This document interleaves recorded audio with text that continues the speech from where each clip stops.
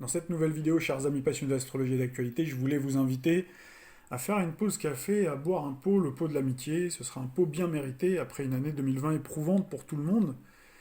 C'est aussi une façon de célébrer ces festivités de Noël qui s'annoncent, comme vous le savez, très spéciales, comme du reste toute cette année, placées sous le signe de ces mesures covidiques qui ciblent principalement les bars, les brasseries, les restaurants, qui sont, comme vous le savez, fermés et dont beaucoup vont malheureusement péricliter. Alors vous l'avez compris, cette nouvelle vidéo sera une forme de clin d'œil à nos amis cafetiers, restaurateurs et toutes les professions affiliées qui ont consacré leur vie, leur temps, leur énergie à faire que chaque jour, faire en sorte en tout cas de nous accueillir dans les meilleures conditions dans leurs établissements qui sont dédiés à la convivialité, à la franche camaraderie et même à la plaisanterie. Ce sont des endroits incontournables de la société où se tissent les liens sociaux, où l'on refait le monde autour d'un verre ou d'un bon repas, où l'on plaisante bien volontiers sur les derniers faits d'actualité avec des blagues d'ailleurs très souvent grivoises, un humour un peu viril et en bas de la ceinture qui détonne dans notre ère du politiquement correct, mais qui est finalement l'humour populaire, un humour bien de chez nous, qui est un humour bien français qui marque notre identité culturelle. Et vous allez voir que chez Marcel, c'est le nom de ce bar virtuel que je vais vous présenter dans quelques instants. On se marre, mais on n'oublie pas aussi de s'informer et rappeler des faits d'actualité bien balancés et envoyer, vous allez voir, ça déménage à l'instar des planètes qui séjournent dans notre ciel en ce moment, avec ce soleil qui a rejoint Mercure, la planète des échanges, de la parole, de la communication en Capricorne, qui est aussi la planète de l'humour. Alors là, ici, ce sera un humour plutôt fin et bien pensé, avec ce caractère corrosif et engagé de Pluton, puisque Pluton séjourne toujours dans le signe du Capricorne, et vous avez en revanche cette confrontation dans le ciel avec la Lune qui rejoint progressivement Mars, bien posté depuis un petit moment dans le signe du Bélier, d'ailleurs qui finit sa course progressivement, et donc il va former une conjonction, donc d'ici à ce que je vous poste cette nouvelle capsule. Alors c'est le signe de l'humour plutôt viril ici, puisque le Bélier, vous le savez, est gouverné par Mars. C'est un humour d'ailleurs populaire qui est muselé par le censeur capricornien, qui veille au grain par sa bonne tenue correcte exigée, sinon vous êtes éjecté. Donc ça, vous avez vu ça avec certains présentateurs télévision qui ont fait une petite blague et qui se sont fait éjecter. Rapide coup d'œil à la carte du ciel du soir, où nous retrouvons bien le Soleil aux côtés de Mercure dans le signe du Capricorne, Pluton qui finit gentiment et progressivement sa course dans le signe du Capricorne, donc qui rejoindra le Verseau en 2023, mais pour un bon moment ensuite en 2024 véritablement. Nous avons Jupiter et Saturne, alors ça a fait l'actualité de ces derniers jours. Jupiter, la rencontre de Jupiter et Saturne, vous l'avez certainement lu et vu dans la presse généraliste, sur les sites d'information généralistes, mais surtout plus spécialisés en astronomie. Et donc on a toujours en revanche Neptune qui n'a pas bougé, ou qui est en tout cas en mouvement dans le signe du Poisson. Et ce soir, donc, nous avons la Lune qui met l'emphase sur Mars dans le signe du Bélier, son signe de prédilection, mais qui reste contrôlé par le Capricorne. Toutefois, nous avons progressivement le soutien de Jupiter et Saturne dans le signe du Verseau qui viennent soutenir le Bélier.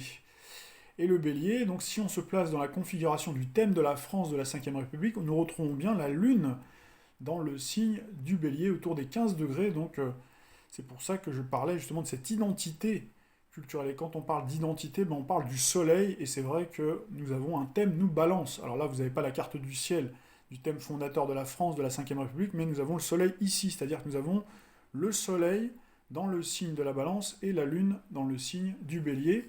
Donc c'est pour ça que ça vient mettre l'accent, et c'est pour ça que je voulais en tout cas mettre l'accent sur cet humour-là, en même temps vous délivrer quelques informations. Alors là, c'est pas moi, je vais laisser la parole à ce fameux cafetier, à ce fameux barman virtuel, entre guillemets, mais vous pouvez le rejoindre, bien entendu, sur sa chaîne. Je pense que ça lui fera plaisir. C'est vrai qu'avec son équipe, je crois qu'il travaille très dur pour produire des capsules qui nous font forcément rire, mais qui en même temps informent.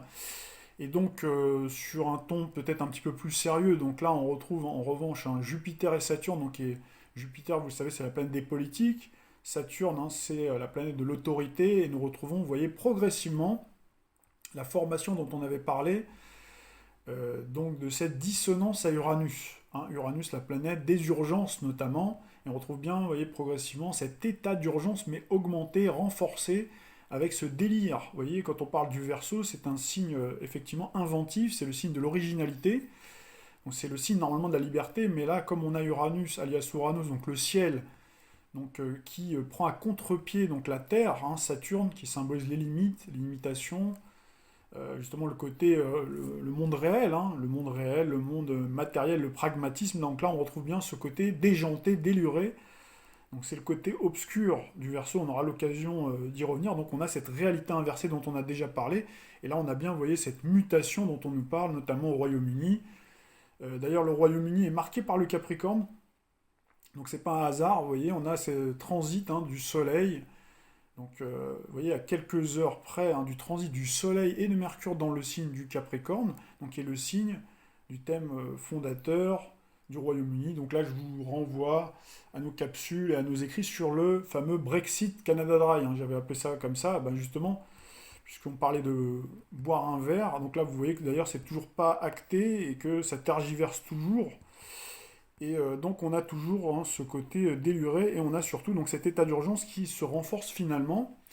Donc dans le passé, on avait dit, hein, qu'autour du 25 décembre, ben, on aura un confinement. Alors effectivement, c'est un confinement partiel, puisque nous avons eu en fait, nous, un déconfinement, entre guillemets, à partir du 15 mai, avec, vous voyez, quelque chose, d'autres mesures derrière, hein, les supplétifs, pour venir finalement continuer à cibler la restauration, qui ne peuvent pas finalement faire le chiffre d'affaires qu'ils auraient dû faire, hein, durant cette période-là. Et donc nous, on est assigné à résidence le soir, c'est-à-dire que ben, on a en plus ce couvre-feu qui est avancé. Donc on est quand même, c'est une sorte de semi-confinement finalement. Donc finalement, on n'était pas, quand on s'était basé, on a fait ces projections, donc ça c'était il y a quelques mois en arrière, et ben finalement on est quand même tombé juste. C'est ce que je vous expliquais, derrière ce mot confinement, hein, on peut mettre tout et n'importe quoi. D'ailleurs, vous avez vu que l'Italie se reconfine, on a également l'Autriche. Alors il y a d'autres pays, j'ai pas fait tous les pays, mais en gros, voilà, hein, vous avez quand même l'Italie qui, pendant Noël, va avoir le confinement. Donc ça, c'est le label. Après, il faut bien sûr regarder ce qu'il y a dedans, mais je pense que c'est la même chose de toute façon, hein. Vous avez tous les pays européens. Aucun, en réalité, n'est loti. On est tous logés plus ou moins à la même enseigne, même si c'est vrai, on nous parle de la Suède. Alors, j'aimerais justement lever certaines ambiguïtés par rapport à la Suède pendant que j'y suis, pendant que j'y pense.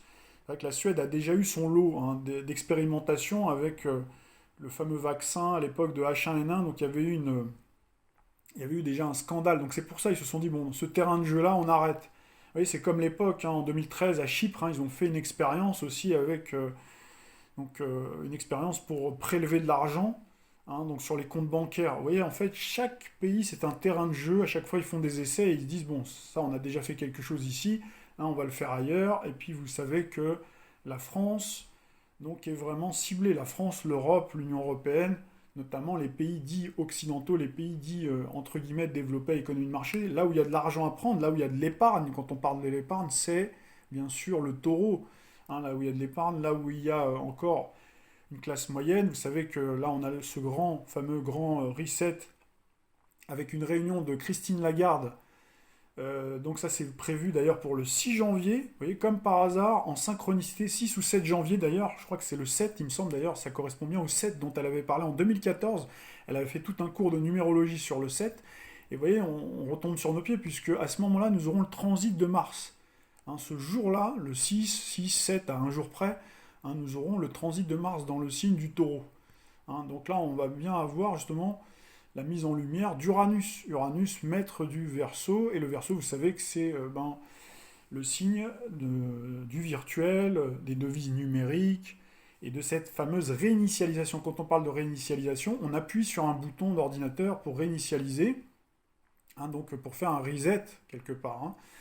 Et donc, vous voyez, on retrouve bien Uranus, la planète des nouvelles technologies qui gère, qui gouverne le Verseau, hein. Et donc, le Verseau, c'est aussi, si vous regardez les capsules anciennes, hein, des années 2018 notamment, on avait parlé du Verseau et on avait bien expliqué qu'au moment où il y a eu la découverte du signe, j'allais dire du signe du Verseau, de la planète Uranus, hein, au moment où on a eu cette découverte d'Uranus dans les télescopes, donc c'était la première fois qu'il y avait une découverte avec un télescope. Les autres fois, c'était à l'œil nu. Donc là, cette fois-ci, c'était avec un télescope. Même si Galilée Donc quelques années auparavant, donc c'est je crois en 1612 il me semble, hein, donc il avait vu entreaperçu Neptune déjà avec sa lunette, mais c'est véritablement au moment où officiellement on a eu Uranus qui a été découverte et on a eu tout de suite après on a eu de grandes révolutions et on a eu donc ces fameuses révolutions dites maçonniques et on a eu aussi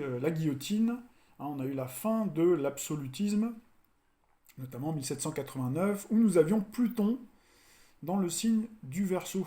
Et on va revoir Pluton dans le signe du Verseau comme en 1789. Donc là, il faut voir les capsules qu'on avait faites sur les gilets jaunes, notamment, et d'autres encore. On a souvent parlé de cette année 2024. 2024, où nous aurons cette conjonction Jupiter et Uranus dans le signe du Taureau. Comme nous avions Jupiter, Uranus et Vénus dans le signe du Lion, avec cette opposition à Pluton en 2024, on a eu la fin de l'absolutisme. Et donc là, en 2024, on risque, bien sûr, après, comme le disait Mireille il y a quelques jours en arrière, elle a tout à fait raison de rappeler cette fameuse règle, ou ces fondamentaux de l'astrologie, c'est que les planètes, en règle générale, déterminent, elles inclinent plutôt, mais elles ne déterminent pas. Donc ça, c'est quelque chose qu'il faut bien sûr garder en tête. En plus, la toile de fond céleste, elle est immense. Donc il peut y avoir effectivement un grain, une poussière d'étoiles, il peut y avoir un astéroïde, il peut y avoir un élément céleste qui peut venir changer notre destin, qui peut venir complètement changer notre destin. Et voilà, là, on verra bien sûr. Moi, je me fie donc aux principaux astres du système solaire. C'est vrai que ce serait très long d'analyser toutes les conjectures. Normalement, c'est notre rôle, mais voilà, moi je fais ça vraiment très rapidement entre deux consultations. Et donc voilà, donc moi je me fie à ces conjectures, à ces reproductions de cycles pour déterminer ce qui pourrait advenir de notre futur si jamais, bien sûr, nous-mêmes et nos compatriotes, nous ne prenons pas conscience de ce qui est en train de se jouer en ce moment et qu'il faut effectivement activer Neptune qui va être activé d'ici quelques temps. D'ici la mi-mai, nous aurons Jupiter et Neptune. C'est-à-dire que Jupiter va rejoindre Neptune. Neptune, vous le savez, c'est la planète donc, qui symbolise les multitudes, les marées humaines. Et donc on risque d'avoir, donc avec Jupiter, donc il va augmenter encore donc ces marées populaires, cette montée. Donc on va avoir en simultané Saturne-Uranus, Saturne dans le signe du Verseau, au carré d'Uranus, et Neptune, donc il va avoir le vent en poupe. Donc il va y avoir beaucoup de mouvements, beaucoup de remue-ménage, beaucoup de manifestations. Donc bien entendu, dans cette période Verseau, où tout est inversé, il est bien difficile d'arriver déjà en temps normal, d'arriver à prédire chaque épisode. Mais là encore plus, puisque vous avez en fait, au niveau de l'actualité, au niveau des prises de décision politiques, donc là on retrouve bien Jupiter et Saturne, à chaque fois, ce qui se passe, c'est qu'on a, vous voyez, le chaud, le froid, le chaud, le froid. Donc les gens, c'est pour ça, n'y comprennent plus rien. Donc nous aussi, c'est difficile. Il faudrait vraiment séquencer chaque période pour essayer de déceler qu'est-ce qui peut se passer, etc. C'est un travail qui serait vraiment trop lourd, trop long à produire et avec des résultats qui seraient bien incertains. Donc on ne se lance pas dans ce type d'opération-là. Donc ce qu'on peut donner, c'est en revanche les grandes lignes. Et je vais essayer bien sûr de préciser les choses dans une petite, alors soit chronique, soit je vais produire une vidéo, si j'ai pas le temps, parce qu'en cette année, fin d'année 2020 en général, les fins d'année pour les futurologues, on est plutôt chargé. Donc au mieux, au pire, j'essaierai de produire donc un article sur le blog, donc je vous inviterai bien sûr à jeter un coup d'œil au blog, où je vais essayer d'être assez concis, je vais essayer d'être assez le plus aéré possible pour que vous puissiez lire, pour les gens qui n'aiment pas lire, si jamais je n'avais pas la possibilité de venir vous parler, ou si j'ai envie de venir vous parler, mais peut-être d'autres choses finalement, puisque là on arrive sur la fin de l'année, et ce que j'ai à vous annoncer, forcément, ce ne sera pas forcément hyper agréable. Donc voilà, je me suis un petit peu étalé sur cette vidéo-là, et je vous laisse avec le fameux petit verre que je vous ai promis, et je vous dis à très vite pour de prochaines aventures. Je vous avais promis promis un barbecue au feu de bois. Désolé, mais là j'ai carrément un festival du barbecue à vous proposer. 6 mois à bosser dans l'ombre avec une équipe autant motivée que moi, tu penses bien que ça va être explosif. Tous nos pôles sont montés. Le site est ok, on envoie les grillades. La réinitialisation, c'est le peuple qui va la faire. Va y avoir de la bousculade, ça va pousser de la mémé dans les orties. Préparez-vous au combat, vous fournit l'armure, le canasson et l'épée. Vous vouliez de la vérité, du rire et retrouver le beau dans cet océan de merde. Je vous l'offre emballé avec un ruban qui va bien. Tenez donc ferme, ayez à vos reins la vérité qu'il disait. Mes amis, nous y sommes, mais avant de vous envoyer vers votre site le Médian 442, on va causer de la réinitialisation. Alors qu'est-ce que le grand reset? Quand t'entends réinitialisation, tout de suite tu penses à ton ordi ou ton portable qui déconne. Et du coup, un reset et c'est reparti. Bah écoute, c'est un peu ça, mais à l'échelle planétaire. Le grand reset, c'est la remise à niveau de tout ce que l'on connaît, une réinitialisation complète du système actuel mondial, en concertation avec les chefs d'État, les grandes entreprises, les banques centrales et le FMI, afin de construire les bases du monde de demain à coups de pompe dans le cul. Et avec un petit coup de main du Covid-19, qui tombe pile poil au bon moment, le fameux virus qui tue 0,05% de la population et qui fait des vaguelettes sur un plan d'eau. Faut savoir que la seconde vague, c'est la poitrine de Jane Birkin. Il ne se passe rien. Les 400 000 morts annoncés par Macron, c'est les mêmes qui ont voté Biden, faut le savoir. Et on ne parlera évidemment pas de ce fameux vaccin efficace à 95%. Le truc a même pas été testé sur un mulot ou une sauterelle. Comment tu peux fabriquer un vaccin sûr à 90% en 6 mois, alors qu'avec un vaccin contre la grippe au bout de 15 piges, il est toujours pas fiable à 100%? Car qu'on se mette bien d'accord, les amis. Ces pseudo-vaccins sont moins efficaces que l'ail et le citron que me refile ma grand-mère quand j'ai la goutte au nez. On ne va pas s'attarder sur les tests PCR, car même si tu testes une clémentine, elle est positive, et c'est très logiquement que Macron soit positif. De toute façon, avec toutes les lignes de coke qui s'envoient dans la tronche, c'est même bizarre que ce soit pas le Covid qui soit positif à Macron. Mais passons. Bref,